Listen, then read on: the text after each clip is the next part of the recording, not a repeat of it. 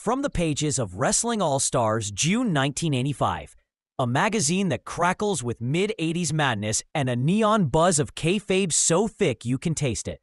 We open with the bombastic cover lines screaming about Sheik El Kaissey's war with the USA, Nick Bockwinkel's fading prime, Paul Orndorff's cocky boasts that nobody can shine his boots, Lou Albano's supposed reformation, and the eternal debate of whether Wahoo McDaniel was dumb to turn dirty, while St. Louis is crowned once again as the world's wrestling mecca. The fan mail explodes right off the page. Fred from Connecticut begging for subscriptions, Mary from Florida swooning over Scott McGee, and anonymous readers demanding more Gino Hernandez. The God's gift to women heartthrob of the era, all punctuated with plugs for Buddy Rogers. Pro Wrestling School, courtesy of Larry Sharp's Monster Factory address, printed loud and proud. The Wrestling Bulletin delivers the big headlines of the moment. Andre the Giant suffering the ultimate humiliation as Ken Patera and Big John Studd shear his hair after SD Jones is thrown to the floor. Dr. D, David Schultz, shocking mainstream America by smacking down reporter John Stossel on ABC's 2020.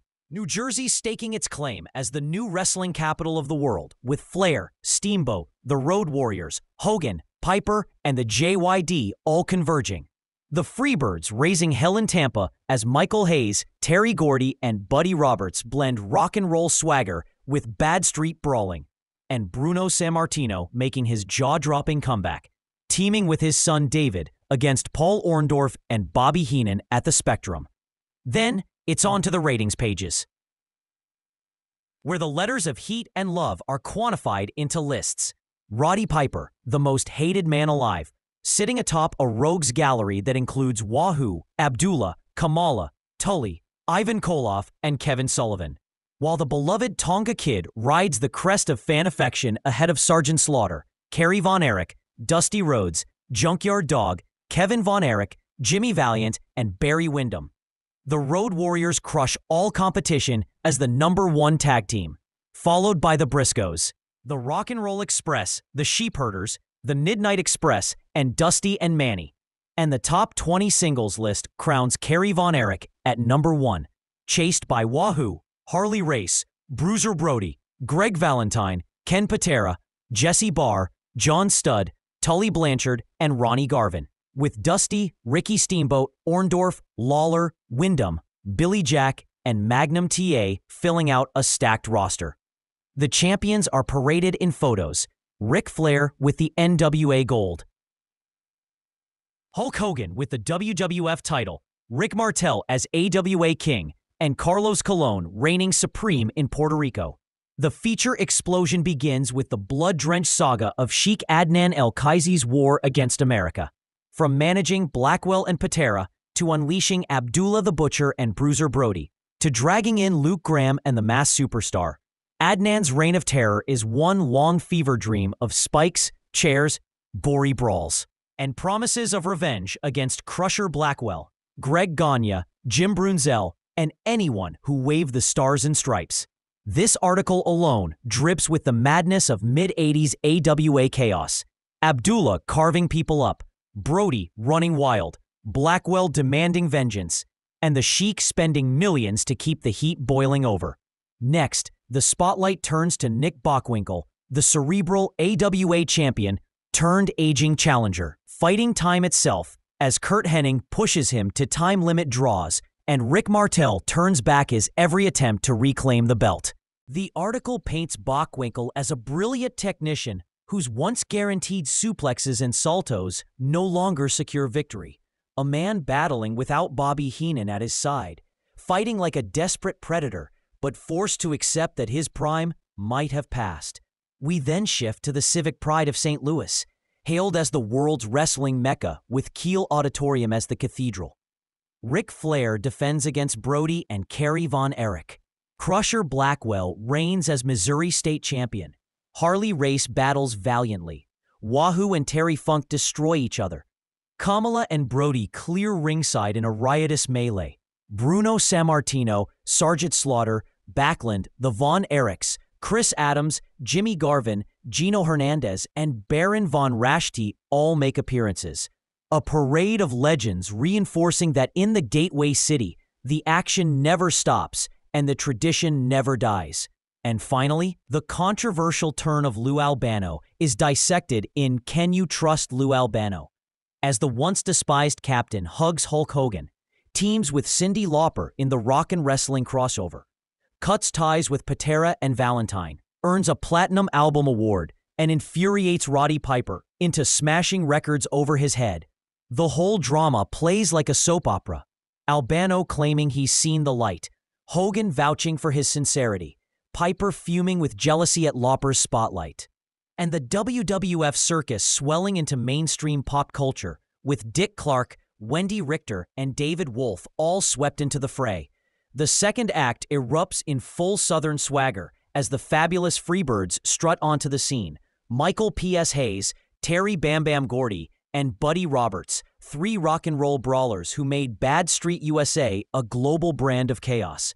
The feature celebrates Hayes as the mouthpiece, cocky and flamboyant, Gordy as the powerhouse, a human tank in trunks, and Roberts as the scrappy, dirty veteran. Together they turn arenas into riots, their entrance music blasting, their fists flying, their image dripping sex appeal and menace. Fans throw beer, promoters throw fines, but the birds keep flying high, proving that they're more than a gimmick. They're a revolution in how a tag team could dominate a territory with personality, violence, and sheer cool. Then comes the turn that shocked the Carolinas. Wahoo McDaniel's betrayal. For years, the beloved Native American babyface stood as the symbol of guts and tradition. But in a twist that sent shockwaves through Crockett Country, Wahoo aligned with Tully Blanchard and turned his back on the cheers that made him. The magazine frames it like a Shakespearean fall. Wahoo, bruised and scarred from decades of chop wars with Flair, Valentine, and Race, deciding that loyalty didn't pay the bills. That the fans cheered but promoters didn't protect him. That teaming with villains gave him the best shot at survival. The feature's very headline hammers the point. Was Wahoo dumb to turn dirty, or was he smart enough to play the game the way it really worked? If that weren't enough for controversy, Paul Orndorff takes center stage in Nobody Can Shine My Boots, a profile of Mr. Wonderful in the thick of his WWF glory. Orndorff is painted as cocky, arrogant, sculpted, and utterly convinced of his own superiority, strutting with Bobby Heenan at his side and looking down on every opponent who dared lace up next to him. The article captures the swagger, Orndorff smirking that Hogan's fame won't last, sneering that Tito Santana is beneath him, flexing his physique like a Greek statue of vanity. Nobody Can Shine My Boots becomes not just a boast, but the ethos of Mr. Wonderful. A man who believed he was the centerpiece of the WWF and wasn't shy about saying it in every interview, every pose, every sneer. The magazine closes with the wild mix that made Wrestling All-Stars a mid-'80s time capsule. More fan letters begging for pictures of regional favorites. Ads promising wrestling schools where you too could learn to body slam your way to fortune. And snapshots of champions posing with belts that seemed larger than life. Hulk Hogan's WWF boom is acknowledged.